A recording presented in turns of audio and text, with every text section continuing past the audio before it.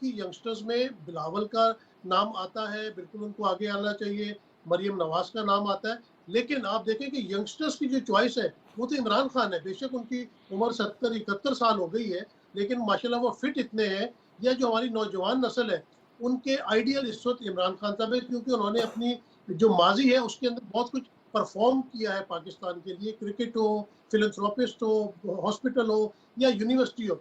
दूसरी तरफ बात आ जाती है इस्टेब्लिशमेंट की। देखें काशिफ, जब इस्टेब्लिशमेंट किसी चीज़ का फैसला कर लेती है तो वो नुकसान फ़ायदा नहीं देखती। आपने देखा कि 71 में क्या हुआ, मुजीबुर रहमान ने 180 के करीब सीटें ली थी, भुट्टो साहब के करीब कोई 65-70 के करीब सीटें थी, तो क्या मुजीबुर रहमान को इक़्तिदार दिया गया? पाकिस्तान में वो पॉपुलर थे, उस वक़्त तो पाकिस्तान था ना तमाम, इतने पॉपुलर थे, सीटें इतनी थी, उनको इक़्तिदार नहीं मिला।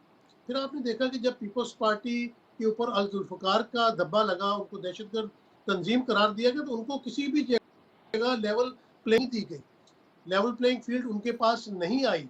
और इसी तरह आप देखें कि जब तैयारा अगवा केस 99 में बनता है नवाज शरीफ के ऊपर, तो उनके ऊपर भी जो आपने देखा कि उनको भी बिल्कुल मौका नहीं दिया गया। तो अभी मेरा नहीं ख्याल कि आने वाले दिनों में पीपल्स पार्टी को कोई पीटीआई को कोई लेवल प्लेइंग फील्ड मिलेगी या कोई इस किस्म का वाकया होगा। मेरा नहीं ख्याल कि वो इस तरह की कोई आप लेवल प्लेइंग फील्ड तो दरकिनार, आप फील्ड मिलता देख रहे हैं? और दूसरा ये भी कमेंट कीजिएगा सिद्दीकी साहब के वो यास्मीन राशिद पे और इजाज चौधरी साहब समेत दीगर जो तहरीक इंसाफ के लोग असीर हैं उन पे फर्द जुर्म आयद कर दी गई है, इस हवाले से भी जरा कमेंट कीजिएगा।